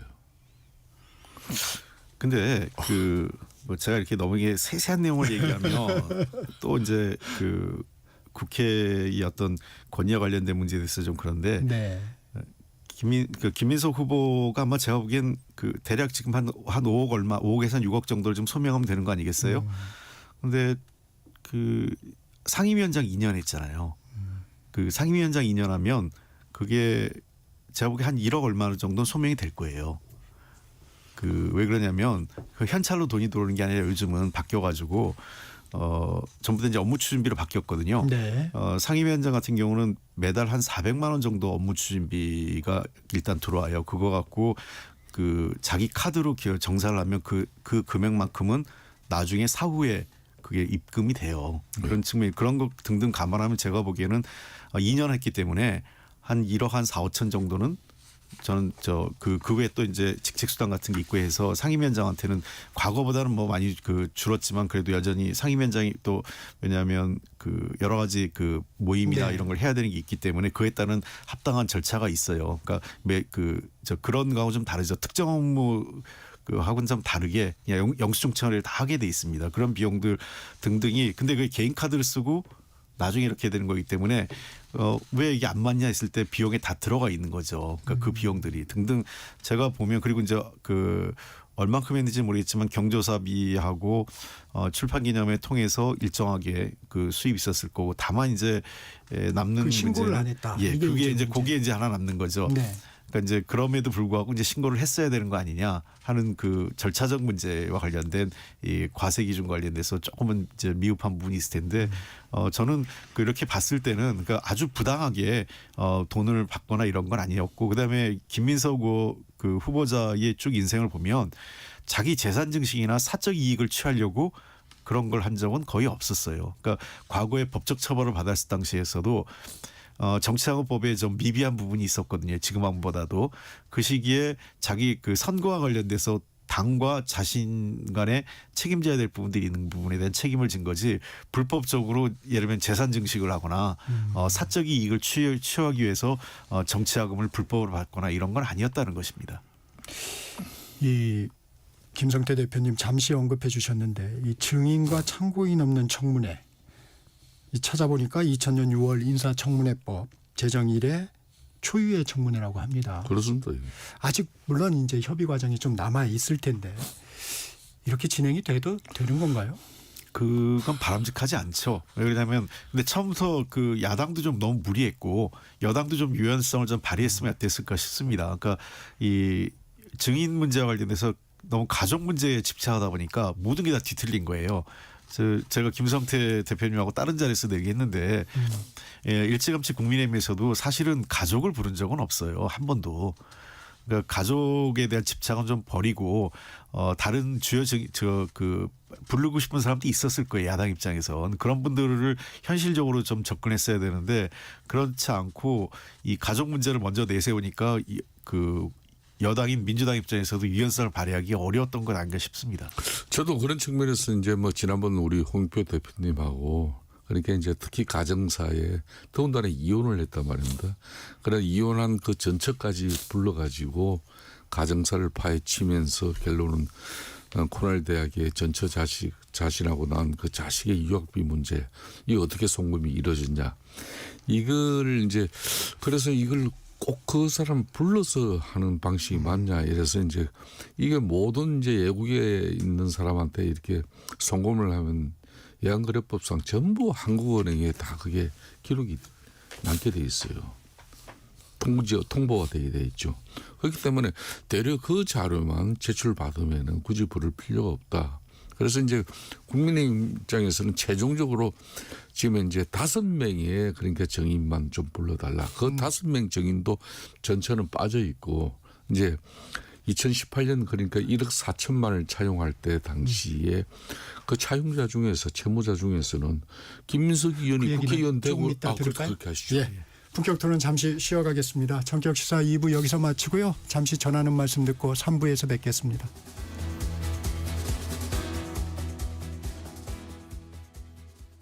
잠시 후 8시 반부터 일부 지역국에서는 해당 지역 방송을 보내드립니다. 워렌 버핏은 가치 투자, 필립 피셔는 성장주 투자, 피터 린치는 장기 투자. 방법은 달라도 목표는 하나. 성기영의 경제쇼가 성공의 길로 안내합니다. 깊이 있게, 명쾌하게, 지금 이 시대 경제에 관한 모든 것을 알려드립니다. 평일 오후 4시 5분 성기영의 경제쇼와 함께하십시오.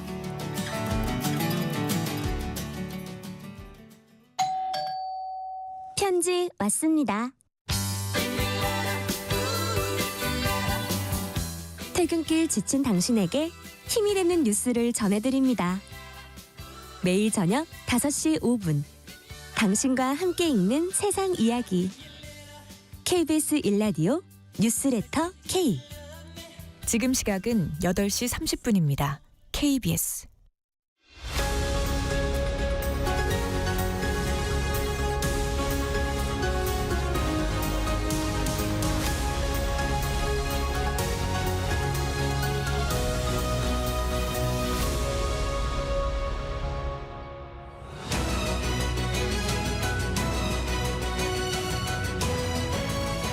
본격 토론 이어가겠습니다. 홍익표 민주당 전 원내대표, 김성태 국민의힘 전 원내대표 함께하고 계십니다.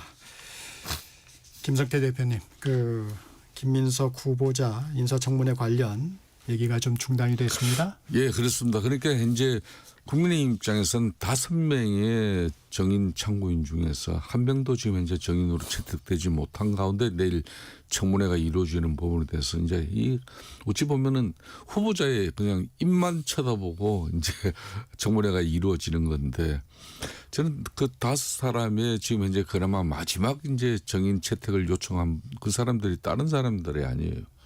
그러니까 1억 4천만의 이제 그런 4인간의 채무 이게 이제 이걸 또 이제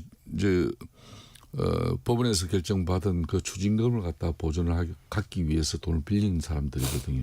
그런데 채무자의 관계인데 문제는 이 사람들이 21대 이제 2020년도 김민석 의원이 국회의원이 되고 난 뒤에부터 이분들이 이제 고액 쉽게 말하면은 후원자예요. 그 한 서너 명이. 그 사람들은 필히 나와줘야 된다.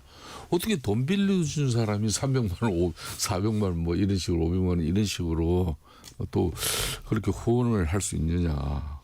그걸 이야기를 한번 들어보자. 이제 그것도 지금 이제 민주당 입장에서는 한 명도 이 간사간 협의를 통해서 정인 채택이 이루어지지 않았어요. 그렇기 때문에 이제 심지어 지금 당대표로 출마한 뭐 그런 박찬대 전 원내대표 같은 경우는 너희들 중에 뭐 죄 없는 자 돌을 던져라. 뭐 이런 식으로 이제 뭐 신약 성경 요한복음까지 뭐 인용하면서 김민석 후보자에 대한 그 국민의힘을 이걸 정치적 공시로 보고 있어요.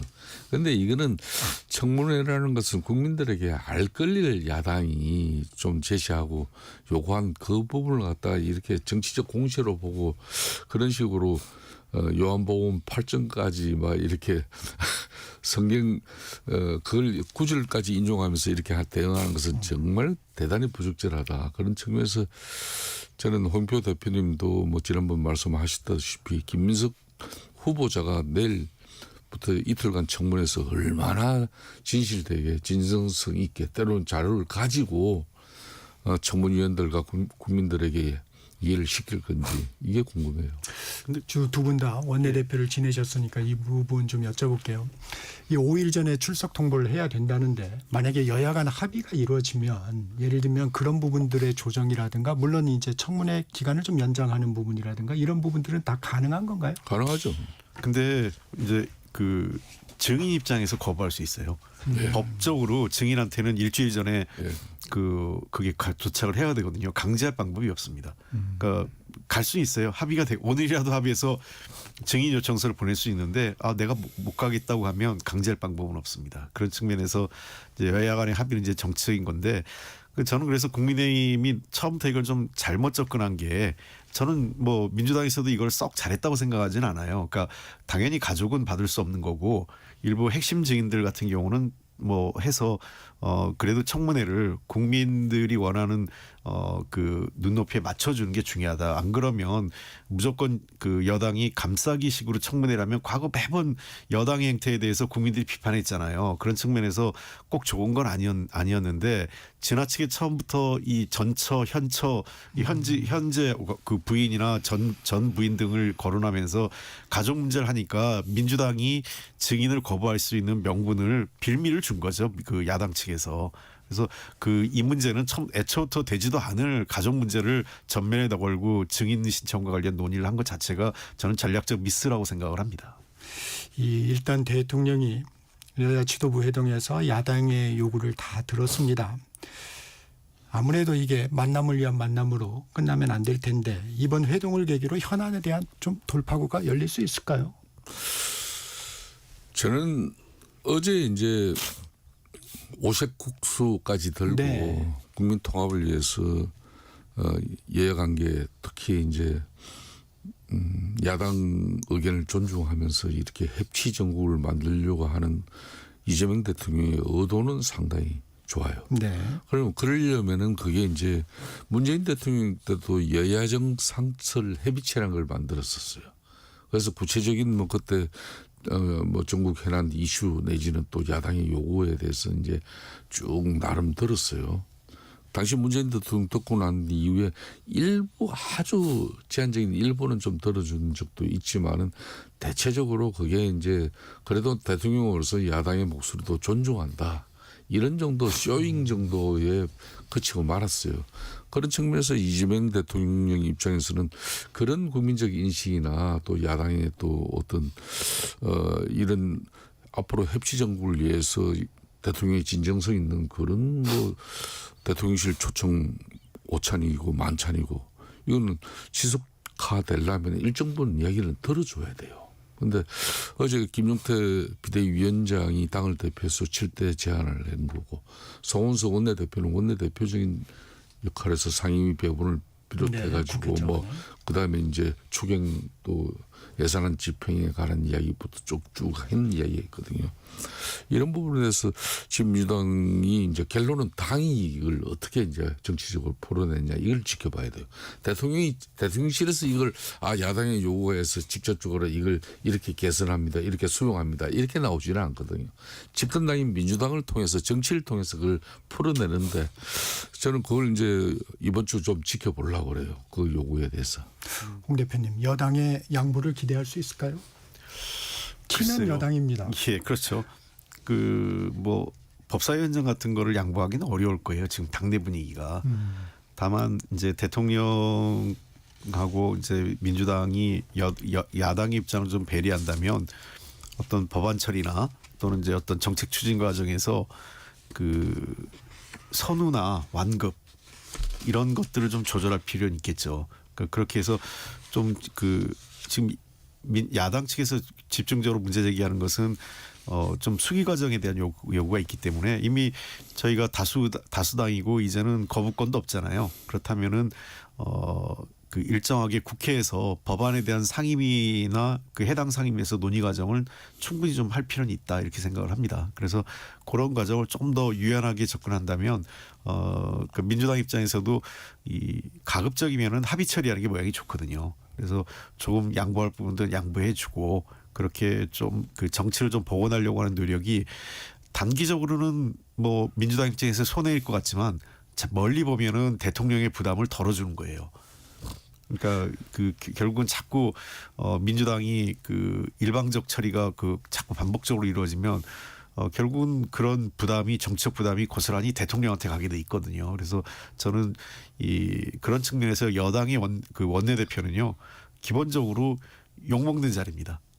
그러니까 대통령이 먹어야 될 욕을 여당 원내대표가 속도 조절이라든지 등등 이런 것들을 통해서 물론 이제 당연히 당정 간에 또는 대통령실하고 소통을 충분히 하면서 해당 그 관련 현안들을 처리하는 과정에 있어서 선우, 경중, 완급을 잘 조절해 가면서 필요합니다. 왜냐하면 지지자들이나 일부 뭐 당내 일부에서는 빨리 해라, 금방 해라 막 이런 요구가 빗발칠 거예요. 근데 그렇게만 갈 수 없는 게 정치고 그런 방식으로만 갔을 때에는 반드시 또 다른 무리가 있기 때문에 그런 문제에 대해서 충분히 정무적 소통을 그게 하라고 하는 게 매주 일요일마다 그 고위당정 협의회가 있거든요. 그래서 그런 걸 다 잘 협의해서 이 일처리에 있어서 조금 더 유연성을 좀 가졌으면 좋겠습니다. 이 추경 부분이 좀 여야가 협의가 좀 가능한 부분이 아닐까 하는 생각도 좀 듭니다. 왜냐하면 추경에는 기본적인 틀은 공감을 하고 있어요. 다만 야당은 이거 포퓰리즘 추경 아니냐 하는 부분에 이제 좀 차이가 있습니다. 어떻습니까? 그러니까 민생회복지원금 이 자체가 이제 야당 입장에서는 그런 뭐 성격이 짙다고 지금 이제 공격을 하고 있는 부분인데 일정 부분 이제 뭐 이 추경 이미 뭐 확정은 돼 버렸고 이걸 갖다 이제 어떻게 이제 물론 민주당 당정 간에 말하는 거죠. 확정은 돼 버렸는데 이걸 이제 국민의힘 입장에서는 이거는 민주당과 또 정부의 선처밖에 지금 바라지 못하는 그런 왜 지금 야당으로서 힘이 없어요. 그렇죠. 지금 이제. 그런데 이제 보면은 지난번 코로나 팬데믹 때처럼 정말 국가가 이렇게 뭐 질병으로부터 상당히 뭐 재앙적인 상황이라면은 그런 일정 부분 수긍을 하고 갈 수는 있겠지만은 이번에 민생회복 지원금 가지고 이게 이제 물론 이제 보편적 복지 행식이나 선별적 복지 행식으로 이걸 지급 방식에 가지고도 좀 차이는 있지만은 그건 차차 하더라도 이제 가령 이제 소상공인 자영업자들 이 채무관계 변제를 어떻게 해주는 부분에 대해서 이거야말로 앞으로 이제 1조 넘는 돈을 갖다 거기에 대해 투입하겠다는 건데 그럼 성실하게 그 어려운 과정 속에 지금 뭐 아닌 말로 뭐 경기 안 좋아서 어려우면 장사하는 사람들 입장에서는 다 어렵지. 나은 사람이 어디 있겠습니까? 그럼에도 불구하고 세금 꼬박꼬박 내고 또 이렇게 은행 금융권 또 대출 받은 거 다 이렇게 상환하고 이자 성실 내는 사람들 허리띠 졸라매는 사람 이런 사람들 어떡하냐. 상대적 또 이제 박탈 그렇죠. 문제 이런 문제를 이제 야당에서 문제 제기를 한 보는데 아직까지 이제 정부 입장에서는 그런 구체적인 부분에 대해서 답변은 없어요. 야당의 지금 요 근래 이제 문제 지적은 아주 제한적인 제가 볼 때는 문제지. 그런적으로 막 이거 못하게 하고 뭐 그럴 힘이 없기 때문에 원천 봉쇄하는 그런 차원이 아니라 이제 이런 돈을 풀고 이런 재정이 투입되면은 이런 문제점도 또 생길 수 있는데 이거 어떻게 할 거냐 이런 정도니까 이거는 신속하게 정부 입장에서 좀 입장을 가지고 이제 대응을 해줘야 된다고 보고 있어요. 추경은 좀 어떻게 보세요? 예, 추경 같은 경우는 저 야당 입장에서는 협조하는 게 맞아요. 협조해주고 다만 야당이 우려한 부분도 일정 부분 일리가 있어요. 그러니까 재정 건전성에 대한 그 지적을 하는 거니까 그렇다면 야당은 도리어 지금은 협조하면서 좀 멀리 보고 이렇게 이 선을 쳐놔야 돼요. 그러니까 정부한테 물어보는 거죠. 그러면 그 연말에 본 예산 등 내년도 재정 운영과 관련돼서 입장을 내놓으라든지 그러니까 어느 선을 지킨다든지 이렇게 해서 그 재정 건전성에 대한 그 향후에 그 공격의 어떤 근거를 마련하는 뭐 그러니까 이런 거죠. 지금 정권 출범한 지 며칠 되지 않았는데 벌써 그 대통령 그러니까 국민의 선택을 받은 정부를 이기려고 할 수 없거든요. 저희가 왜 기억이 나냐면 윤석열 정부 출범했을 때 우리가 다수석을 가지고 있었어요. 근데도 윤석열 정부하고 이런 예산 싸움과 관련돼 가지고 야당이 마음대로 못했어요. 다수 의석 갖고 그 가지고 있었음에도 불구하고 왜냐하면 일정하게 국민적 그 지지를 받고 출범한 정부였기 때문에 도와줄 수밖에 없는 거거든요. 그러니까 지금 더더군다나 그 민주당이 다수 의석을 갖고 있는 상황에서 국민의힘이 이런 문제를 할 그 어떤 이 지금 당장 뭔가 이 정부 여당을 굴복시키거나 정부 여당으로부터 양보를 받을 생각보다는 멀리 내다보면서 이 어떤 일종의 자기들 나름대로의 그 목표나 기준을 세워놔야 되는 거죠. 가장 딜레마가 될 것은 아마 이 조세 정책과 관련된 방향성의 문제가 될 거예요. 지금 이재명 정부나 그 당시 그 김문수 후보 모두 그 대선 과정에서 감세기조의 정책을 다 발표했단 말이에요. 근데 재정적 수요는 계속 늘어날 겁니다. 그러니까 재정적 수요는 늘어나고 감세 기조가 이루어지고 그럼 재정 건전성이 계속 나빠질 가능성이 높아요. 그런 거에 대해서 그 공격에 어떤 멀리 보면서 가져가는 게 맞는 거지. 지금 당장 추경을 놓고 이것이 뭐 재정에 어떻다 저떻다 이렇게 얘기하는 것은 제가 보기에는 별로 국민적 동의도 어렵고 왜냐하면 국민들 제가 추경 같은 거 할 때요. 받으려고 하는 사람들이 명확할 때 그것을 막을 수 있는 방법은 없더라고요. 네, 추경까지 좀 살펴봤습니다. 이건 두 분한테 좀 따로 질문을 드릴게요. 짧게 좀 정리를 해주시면 좋겠는데 국민의힘에서도 조기 전당대회 주장에 힘이 실리고 있습니다. 이 9월 정기국회 시작 전에는 출범해야 한다는 게 야당 내 중론인데 전당대회 구도 좀 이른감이 있지만 어떻게 보십니까?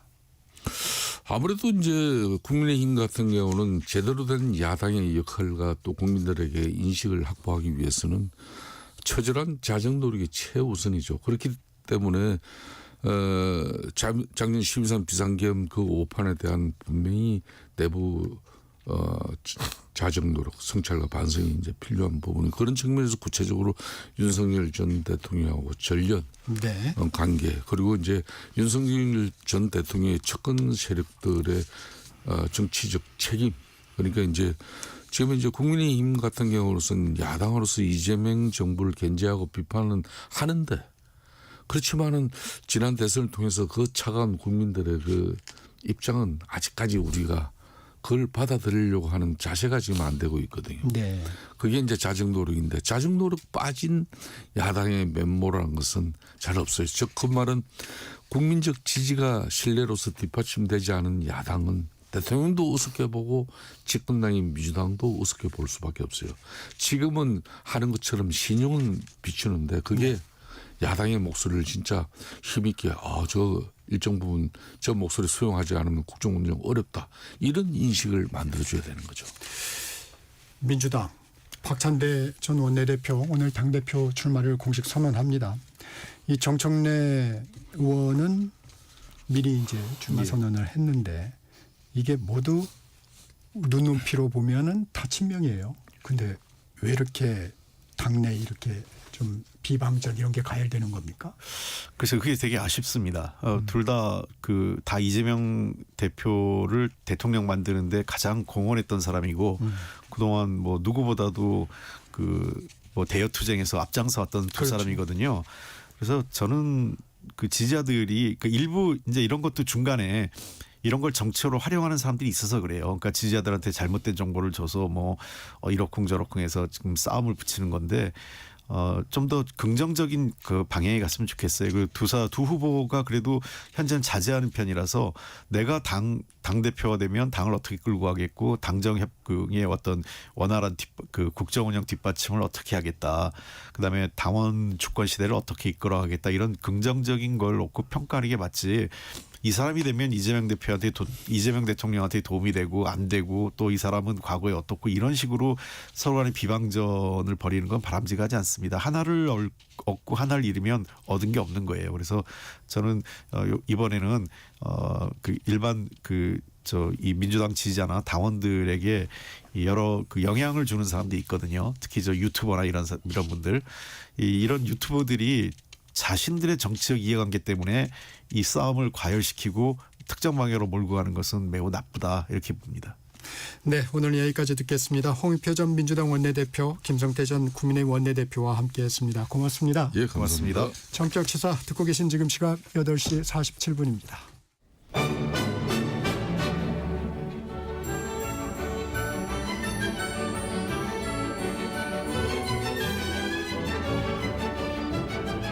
KBS 1라디오 정통 시사 프로그램 전격 시사. 정치자의 눈으로 질문하겠습니다. 공정의 가치를 추구합니다. 꼭 필요한 정보를 담겠습니다. 월요일부터 금요일까지 아침 7시 20분에 찾아옵니다.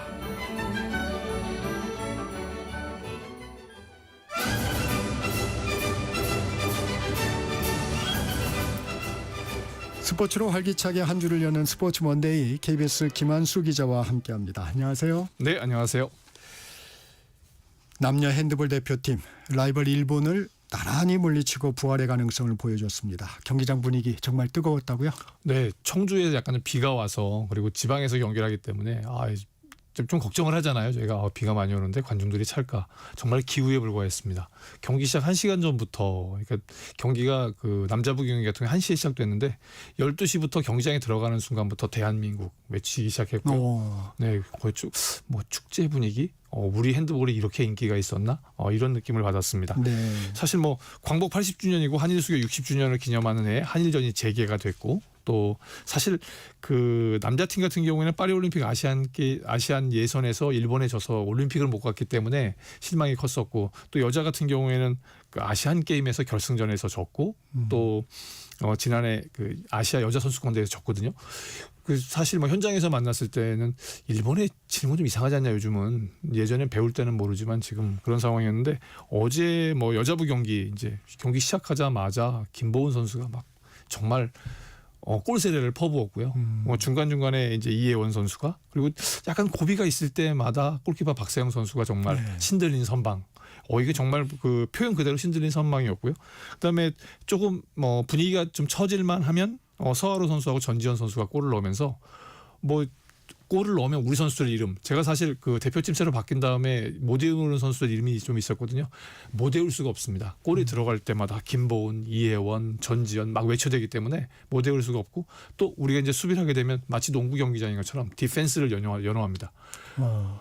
제가 지난주에 이 경기를 예고하면서 좀 불안해서 목청 크신 분들은 청주에 좀 모여달라 이런 말을 했는데 네. 정말 홈그라운드 이점이 뭔가 보여줘서 여자 경기는 29대 25로 승리를 거뒀고요. 남자부 경기가 이제 앞서 벌어졌는데 남자부도 비슷했습니다. 오황재라는 선수가 있는데 이름이 황재입니다. 황재 선수가 초반 분위기를 가지고 갔고 그다음에 그 제일 멋있던 장면이라고 해야 될까요? 김태건 선수는 매트릭스처럼 몸이 뒤로 완전히 제껴진 상황에서 골을 넣었어요. 그리고 이제 진유성 선수 같은 경우에는 공중에 뛰어올라서 거의 180도 바꿔서 슛을 넣어서 상대 골키퍼가 예측하지 못하는 그야말로 진기명기 같은 상황이 벌어졌고 이 와중에 이제 이창우라고 하는 골키퍼가 이제 대학 4학년 선수거든요. 이제 실험 무대에 곧 가게 되는데 이 선수가 뭐 손으로 맞고 발로 맞고 빈틈없이 막아가지고 정말 한때 위기가 있었는데 27대 25로 승리를 거뒀습니다. 전체적으로 한국 핸드볼이 한일전이라는 게 사실 이기면 보약 같은 거지만 지면 굉장히 뼈아픈 경기잖아요. 그 경기에서 승리를 거두면서 내년 아시안게임 더 나아가선 2028년 LA 올림픽에 대비해서 정말 다시 한번 감동을 주는 이번에 좀 신나고 활기차는 우승순을 열 것 같은 그런 분위기를 좀 느끼고 왔습니다. 프로야구 소식도 알아보겠습니다. 기아가 주전들의 줄부상에도 어느덧 4위까지 올라왔는데 주목받는 선수가 있다고요? 네. 사실 뭐 개막전부터 김도영 선수 부상됐고 또 부상당했고 김선빈 선수, 나성범 선수 거기다 최근에 윤도현 선수까지 그야말로 줄부상이거든요. 이런 상황에서 어제 KT와 SSG와 경기를 하는데 5대 4로 승리를 거뒀습니다. 최근 6연승이거든요. 사실 6월달 들어서서 7위로 시작을 했는데 어느덧 4위입니다. 3위 롯데하고 2경기 반차고요. 선두 하나하고는 4경기 반차입니다. 조금만 더 잘하면 더 좁힐 수 있는 상황이 발생할 수 있어요. 뭐 워낙 선발팀이 강한 팀이었는데 이런 선수의 줄부상으로 좀 힘들어했거든요. 그런데 새로운 희망이 등장했습니다. 2년차 선수인 성영탁 선수. 불펜이 나왔는데 뭐 불펜 갖고 이러냐 그런데 1군 콜업을 받은 이후에 13경기에 나와서 단 한 점도 주지 않았습니다. 안타 9개 맞고 볼넷을 6개 내주긴 했지만 뭐 피홈런도 맞지 않았고 점수도 내주지 않았고 이러다 보니까 진짜 그 막강 불펜진을 구성하는 새로운 선수가 등장을 했거든요. 부산고등학교 때는 꽤나 좀 했었다고 하는 선수였는데 드래프트 때 10라운드 96순이면 사실 웬만하게 노력하지 않고서는 1군 무대 밟을 수 없는 선수거든요. 그렇군요. 네, 근데 이 선수가 2년 만에 1군 무대를 밟았고 지금 정말 기록 행진을 보이고 있기 때문에 최근에 뭐 LG 선발인 송승기 선수 또 그 KT 타자인 안현민 선수가 신인왕 후보로 주목받고 있거든요. 근데 조금만 이 서영탁 선수가 진짜 그 점수를 주기가 버틴다면 신인왕 경쟁 가세할 수도 있을 것 같아요. 정말 기아 입장에서는 보물을 얻었다고 할 수 있겠습니다. 올해 가을 야구 전망은 좀 어떻습니까? 가을 야구 사실 엘로키가 워낙 잘하고 있어서 모처럼 이 세 팀이 LG 롯데기아. 예, LG 롯데기아 전통의 이 팀들이 한 번도 포스트 시즌에서 대결한 적이 없거든요. 모두 모여서. 근데 여기에 그 지금 보면 1위 한화, 2위 LG, 3위 롯데, 4위 기아, 그리고 5위가 삼성입니다. 그러다 보니까 정말 전통의 강호들이 다 모여서 올해는 엘로키 3안이라는 새로운 신조어가 생기고 있어요. 지금 상황으로 이 5팀이 만약에 올라가게 된다면 엘로키가 가을 야구에서 동반 지출하는 것도 처음이고요. 또 이렇게 정말 전통의 강호들이 함께 만나는 거 처음이라 지금 350경기 좀 넘으면서 600만 관중 돌파했거든요. 이 정도 수순이면 1000만 관중이 아니라 1100, 1200까지도 해볼지 않겠냐. 그래서 올 시즌은 다른 시즌하고 다르게 물론 작년 시즌도 재밌었습니다만 올 시즌 프로야구 팬들은 정말 전성기를 맞았다 이렇게 볼 수 있을 것 같습니다. 네, 메이저리그 소식도 알아보죠. 샌프란시스코 이정우 악몽 같은 6월을 보내고 있습니다. 네. 그 21일 토요일 경기는 이제 KBS가 직접 중계해서 보셨는데 4타수 무안타였잖아요. 그러다 보니까 어제 경기에 선발에서 제외가 됐습니다. 사실 선발 제외되는 것 뭐 흔히 있을 수 있죠. 부상이거나 컨디션 조절이 있을 수 있는데 타격감을 잃은 게 이유라고 한다면 조금 심각해 보이거든요. 오늘 다시 이제 5번 타자 중견수로 선발 출전했는데 오늘도 4타수 무안타입니다. 지금 최근 4경기를 보면 15타석 14타수 무안타인 겁니다. 뭐 볼넷이 하나 있고 삼진이 1개. 그나마 위안인 거는 삼진이 적다는 건데 아무래도 이정우 선수가 초반에 굉장히 좋은 타격감을 이끌어갈 적에 아마 메이저리그 투수들한테 전력이 간파된 것 같아요. 조금 더 분발이 필요하지 않나 이런 생각이 듭니다. 네. LA 다저스 오타니 오늘 두 번째 선발 등판했나요? 네, 등판했습니다. LA 다저스 요즘 사실 LA 다저스의 그 많은 스타들 다 필요 없이 오타니 한 사람이 필요한 것 같습니다. 1회초 오늘 워싱턴과의 경기에 나왔는데 지난 17일에도 경기를 했었잖아요. 그때는 28개, 오늘은 18개. 그때는 삼진이 없이 실점했는데 오늘은 삼진도 2개. 전체적으로 안정돼 가고 있다고 보여지는데 거기다가 타석에 돌아가서는 홈런 하나, 3루타 하나, 5타점 올리면서 팀의 13대 7 역전승을 이끌어냈습니다. 전체적으로 좀 안정돼 있고 조금 변수는 있었잖아요. 지난 이제 그 18일하고 20일에 몸에 맞는 공이 있었습니다. 네. 샌디에고의 경기에서. 그래서 상당히 그 뭐 우측 허벅지도 허벅지지만 어깨에 맞았을 때는 굉장히 못 올라오지 않겠냐. 두 번째는 약간 미뤄지지 않겠냐. 그런데 본인이 강행을 했고 또 로버트 감독도 인정을 해줬고 그러다 보니까 사실 모처럼 김혜성 선수 3경기 만에 선발 출장에서 안타도 쳤거든요. 근데 오타니한테 완전히 가려진 모습입니다. 마지막으로 여성을 불법 촬영한 혐의로 1심에서 집행유예를 선고받은 황의조 북중미 월드컵에서 뛰고 싶다며 가명을 호소했다고요? 네, KBS가 입수한 것을 보면 자료를 보게 되면 1심 징역형의 집행유예를 받게 되면 2년간 국가대표가 뛸 수 없게 됩니다. 네. 그래서 항소 이유서를 제출했는데 거기에 1심의 형량이 너무 무겁다면서 북중미 월드컵에서 본인이 할 수 있는 역할이 있는 만큼 가명해달라고 요청을 했는데 피해자는 사실 엄벌을 요구하고 있는 상황이고 일부 팬들의 반응도 좋지 않거든요. 결과는 한번 지켜봐야 될 것 같습니다. 네, 지금까지 김원수 KBS 기자였습니다. 고맙습니다. 정철시사 오늘은 여기서 마무리합니다. 진행의 KBS 기자 정창준이었고요. 내일 아침 7시 20분에 다시 돌아오겠습니다. 여러분 감사합니다.